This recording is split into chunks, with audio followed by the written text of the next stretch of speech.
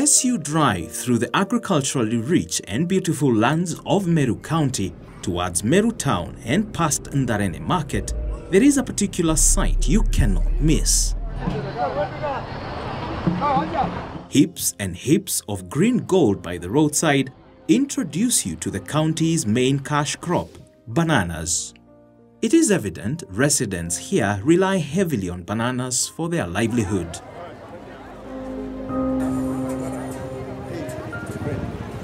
However, conducting their business by the roadside comes with its challenges.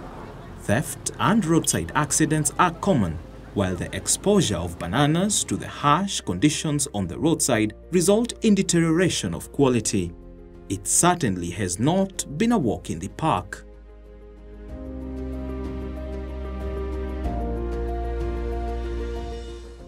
In the wake of these challenges, the government of Kenya, through the National Agricultural and Rural Inclusive Growth Project (Narigp), is supporting and investing in 4 prioritized value chains in Meru County, that is Irish potatoes, macadamia, avocado, and banana. The project is establishing a modern banana market in Narigp at a cost of 94,773,052 Kenya shillings to improve the sale of bananas and shield buyers and sellers from the scorching sun and roadside risks. We are almost at the verge of the completion of a very modern, banana market that has been designed to international standards, and bearing in mind that Meru is the leading banana farming county in the country, really we could not take chances but to have the best for our farmers. The kind of a market that we are constructing is made in such a way that even if there's a remainder of what they're selling for that particular day, they can have a storage place. To further promote marketing, aggregation of produce by farmers through cooperatives, commonly known as producer organizations or POs, becomes an important aspect.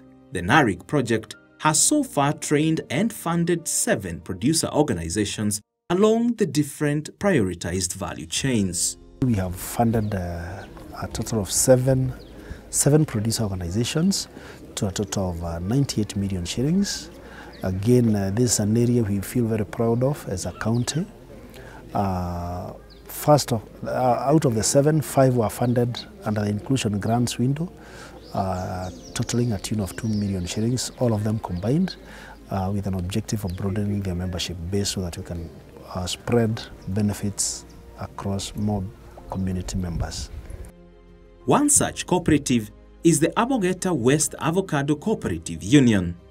The history of the union dates back to 2012, when it started as a self-help group and later transformed into a cooperative in order to work better with development partners and government projects such as Narigp.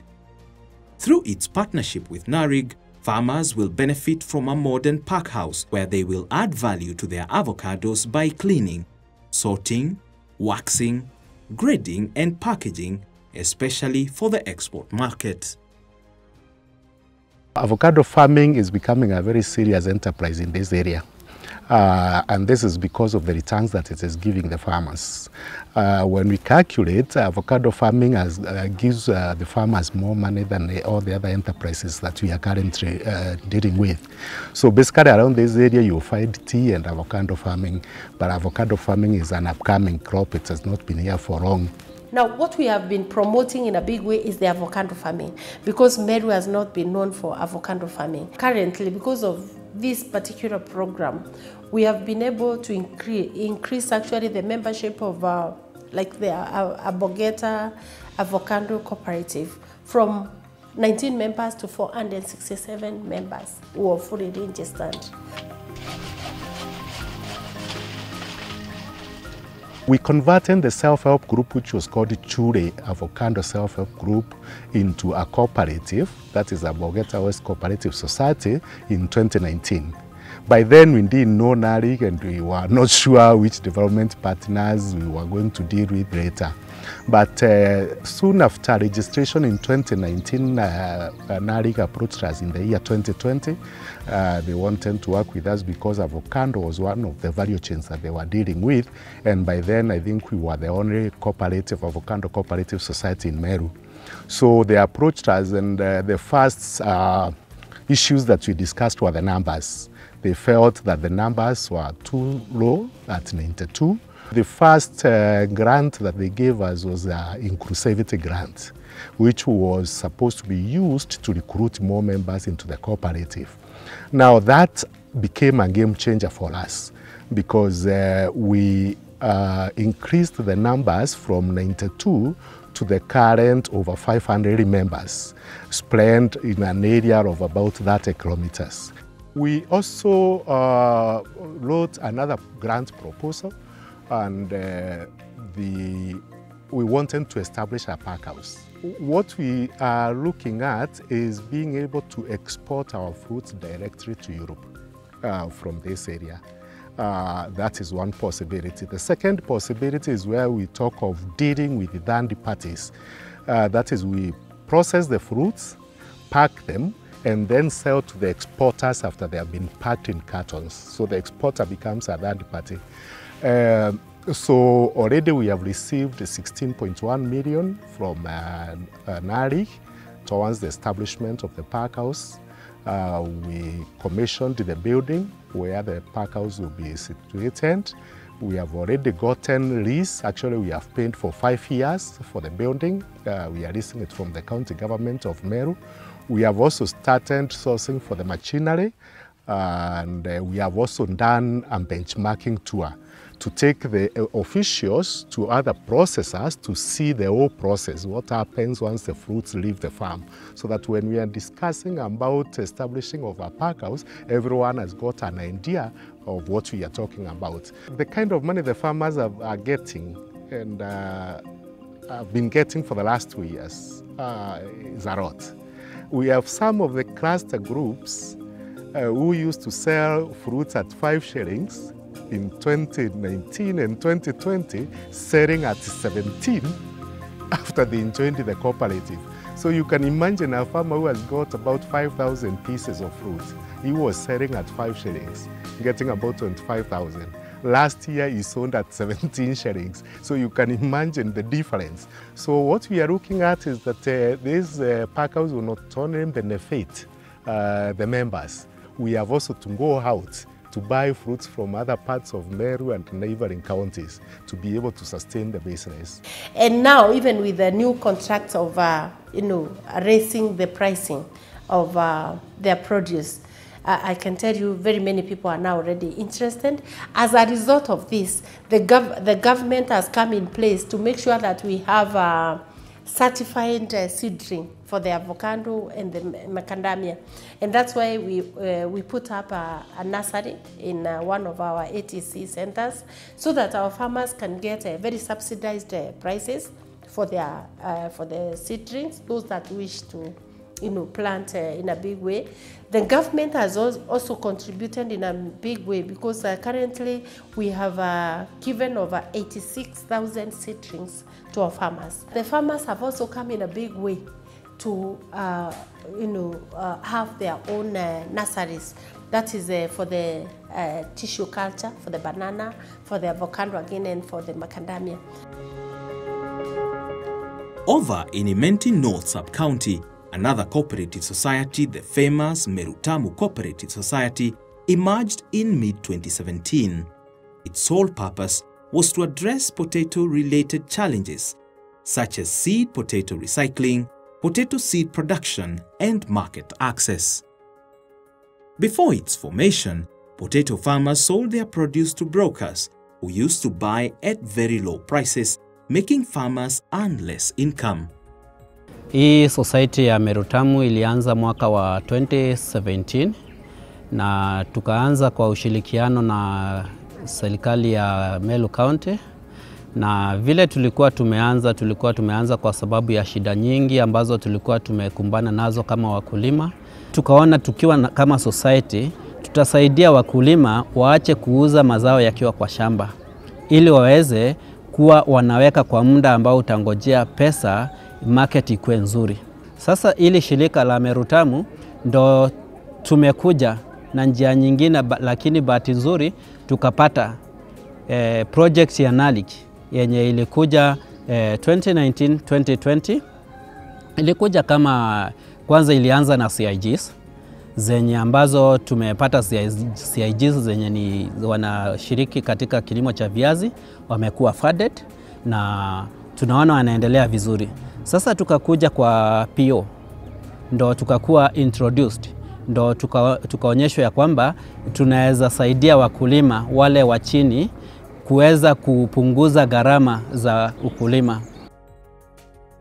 Further analyzed how best to reduce the cost of potato production so that farmers could get better returns from their farms. They were funded with 18,055,000 Kenya shillings, which they invested in farm machinery, helping them to move away from traditional methods of potato farming. We have one producer organization funded to do a mechanization center for potato production. This particular PO has finished the procurement of all the machinery, and this season is when they've done their first round of operations, which runs from land preparation, planting, spraying, ridging, and harvesting. Tukaweza kununua tinga ambayo tumenunua tinga ya nguvu, tinga yenye iko 95 horsepower, na kwa hiyo tinga tuko na implements zake. Tuko na disc plow, tuko na chisel plow, tuko na harrow, tuko na reja, tuko na potato planter, tuko na boom sprayer, tuko na fertilizer spreader. So hizo zote tumeleta ili kuhakikisha ya kwamba mkulima anapofanyiwa ile kazi anafanyiwa kwa urahisi, kwa sababu ile ya zamani unatumia watu wengi, na maybe climate ikichange mkulima ataenda hasara, kwa sababu hata akipeleka watu wangapi kwa shamba, mvua ikuje itabidi awalipe pesa yake kama kawaida. Huu ukulima ulikuwa ngumu sana hapo mbeleni, kwa sababu tulikuwa tunatumia trakta za kawaida, na sana tunatumia ng'ombe ili kukata fallows za kupanda viazi. Na tulikuwa na tractors ambazo zilikuwa nakuja kupanda viazi, na zilikuwa chache sana, na tukijaribu kucompete ili tupate kuitumia ili tupande, ilikuwa shinda. Imekuwa rahisi sana kwa sababu hiyo planter inapanda pamoja, inaweka fertilizer na halafu inafunika. Kwa hivyo unafanya sehemu 3 mara moja: kulima, kukata fallow na kuweka fertilizer. Siku moja unatoka hapo. Sasa inaona pricing ya ama costs inaenda chini kwa per unit area. Kwa hivyo hiyo tunaona imetufaidi sana. Tangu tuhusishwe na hii project ya Narigp tukapewa pesa, tunaona ya kwamba tumepiga hatua, kwa sababu kama ni ukulima wa viazi, vile mkulima alikuwa anapanda viazi inakaa shamba ikiwa flat, akipanda ikiwa na ridge, yeye mwenyewe ameongezea mazao, kwa sababu ile kazi atakuja kuifanya tena, atafanya kazi ya kusumbua ule mmea, itakuwa ni kitu kidogo sana ya kuongeza kamchanga kidogo sana, na hapo ndipo tuna expect mazao yatakuwa yameongezeka. Hii mradi vile imekuja, imepushana wakulima na ile milolongo ya kufunga kwa brokers, kwa sababu hata tinga ziko na brokers. Inakuwa kama hujatoa kitu huwezi ukapata service, lakini kwa hii ya society inakuwa ni service yenye umebook, hiyo ni guarantee utapewa hiyo service, na unapewa pia mpaka time yenye hiyo tinga itakuja kwako. So wakulima wanafurahia hii mradi na wanaona iko na manufaa sana.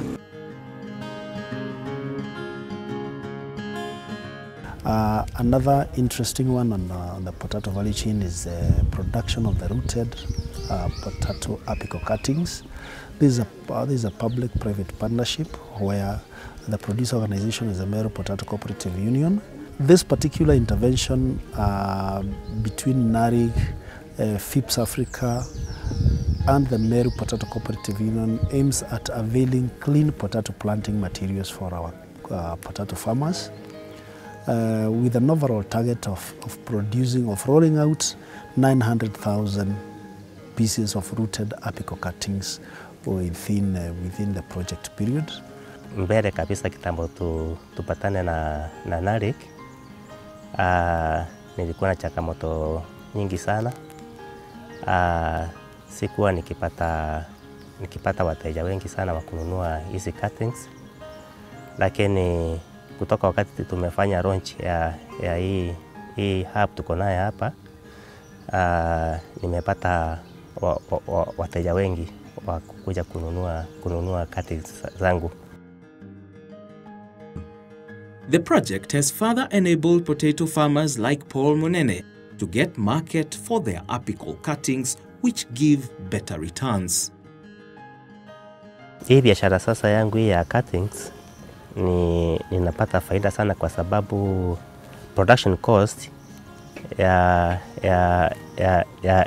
kupata cutting kamoja ni kama shilingi 4 hapo. Sasa nikiuza na shilingi 10 hapo nimepata shilingi 6 kwa moja. Hiyo ni faida kubwa ambayo tumepata. We also have a provision of expanding some 4 existing nurseries, establishing a 5th new one, and more so establishing a mother hub, which will be supplying the other smaller nurseries with the propagation materials. MERU County has really gathered quite very good grip. So far, we've managed to approve and fund a total of 774 CIG and VMG groups to a tune of about 271 million shillings. The funded groups target to impact mainly on productivity. How much are our producers earning per unit of investment along their product value chains?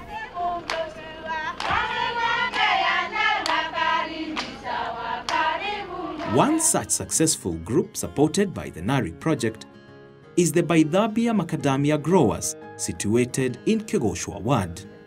This group initially faced the challenge of low yields caused by poor orchard management as well as high post-harvest losses due to inappropriate dehusking methods.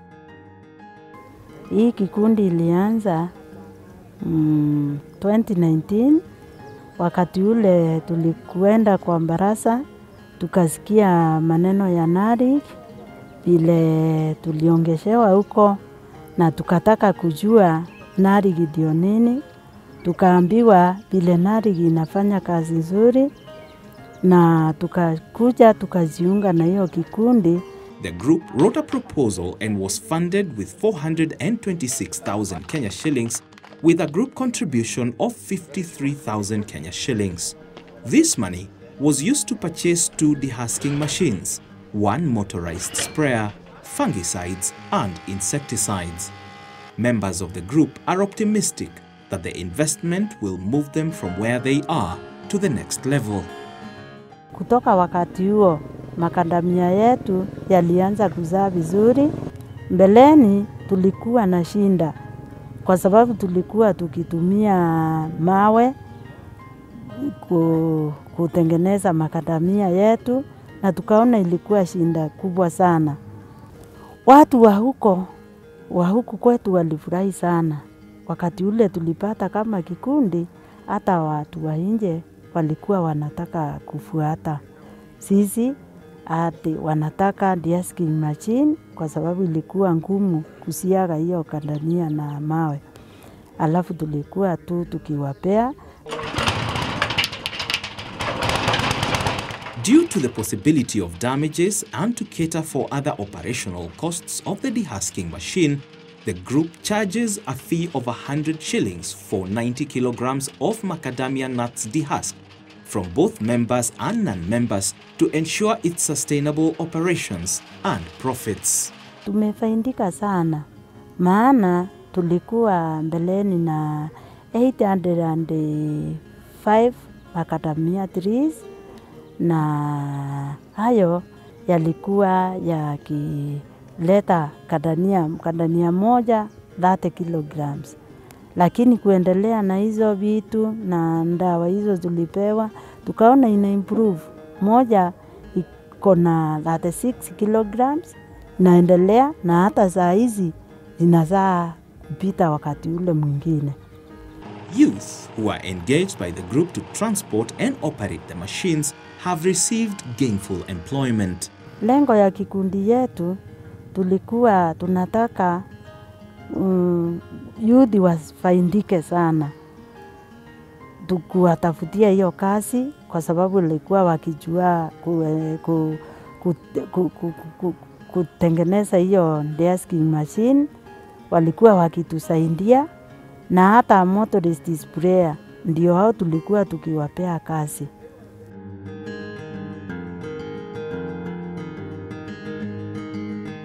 Watershed areas are an important aspect of any ecosystem. They are responsible for providing clean water to drink, grow our food, and use for domestic purposes. If not well maintained, they can cause flooding and increased cases of waterborne diseases. To achieve healthy watershed areas in MERU County, the Narigp project is promoting the conservation of 6 watershed areas in its integrated watershed management project. These 6 include the Kaelo catchment in Antuamboi ward, Ntua catchment in Kegoshwa ward, Tunene catchment in Tunene ward, Nchura catchment in Komo ward, Kadhidhi watershed and water pan construction in Adheru Rujine ward, and Igane catchment in Mwanganthia ward. Igane watershed catchment area kwa miaka mingi it has been one of the kisima ambacho kilikuwa kinasaidia watu wa eneo hili sana, kimazingira na hata kimaji, kwa sababu ndani ya hii catchment area kuna visima 3 ambayo inatoa maji hapo: Kiandu, Kamuradhi na Kamutunyi.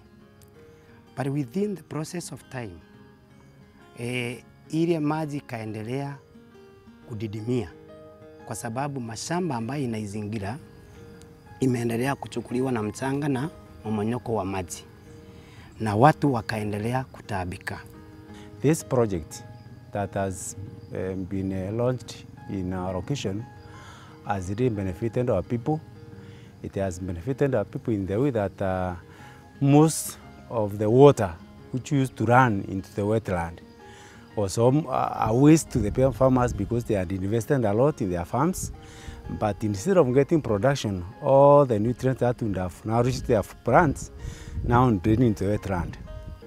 Now when the research was being taken, ikakuwa one of the hotspots ambayo inaendelea kuleta njangwa mahali hapa.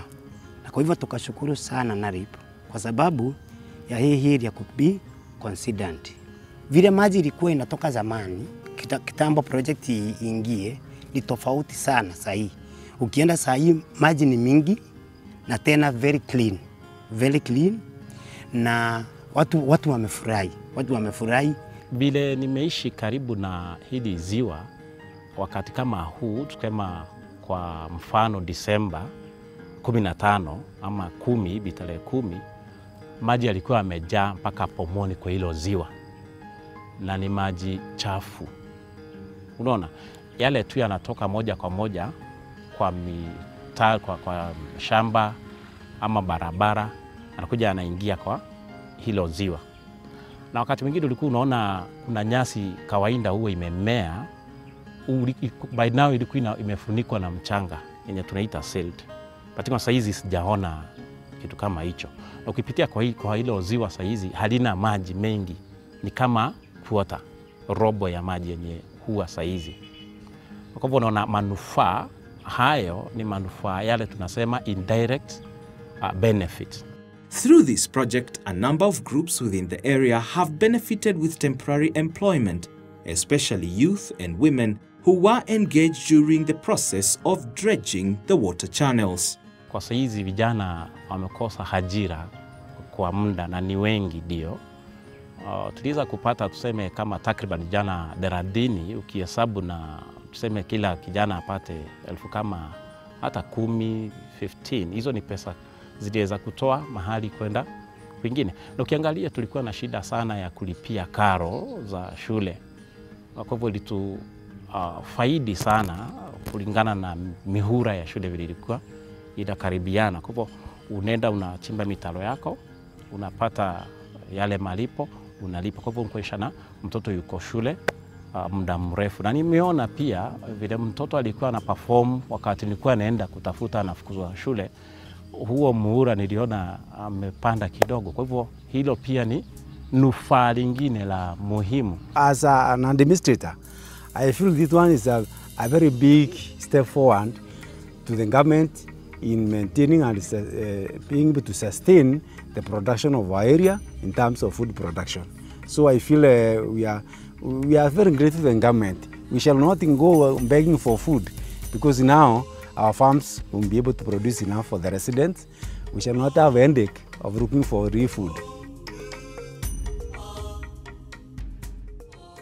The Kaelo watershed, covering a total area of 206 hectares, comprises the 3 hills of Kiaramu, Nkoroi, and Kirama, all facing each other and separated by a valley with a basin at the middle. About 1,600 households here would experience frequent cases of flooding, but with its rehabilitation, flooding has stopped. The project so far has conserved 103 hectares through the excavation of 8.4 kilometers of retention ditches and 9 kilometers of terraces. Wakati hao watu wa Narigp wakuweko, challenge ilikuwa ya maji na ni udongo mingi ilikuwa inafunga mpaka barabara ya lami na tauni yote ikafunikwa. Saa hii hakuna tractor imeitishwa ya kufungua barabara. Hapo ndio nimeona imetusaidia na wale watu wakuwa wanalala kwa mboma yao Kaelo saa hii wako imara. Most of the farmers actually incurred great losses because of the flooding, because of the watersheds were not very friendly to farming. And when we do this kind of rehabilitation and the conservation, some of them will be in a position now to use them as irrigation, because when we have the rainy period like we do now, they can be able to harvest their water with ease. At this particular point in time, we have 1 year to go before the project closes. So in terms of implementation, I would say we are on course, and we shall be within the time provided for.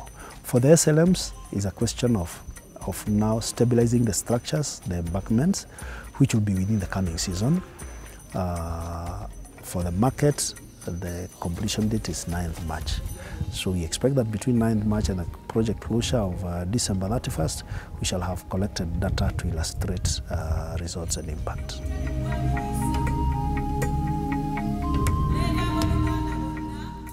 For sustainability, I believe we have done quite a lot, and the people have owned it themselves. They are running with it themselves, and really we have no doubt. I do not have an iota of doubt that the program will be able to run. Our people, our farmers will be able to run with what we have been able to install. This program that we are implementing in the name of Narigp has been so much of a transformative program. MERU is quite vast. We have about 45 wands, out of which we have we are implementing Narigp in 20 wands. How I would wish that the 25 wands that were left out in the implementation of this program really can come, can be in a position to be brought on board.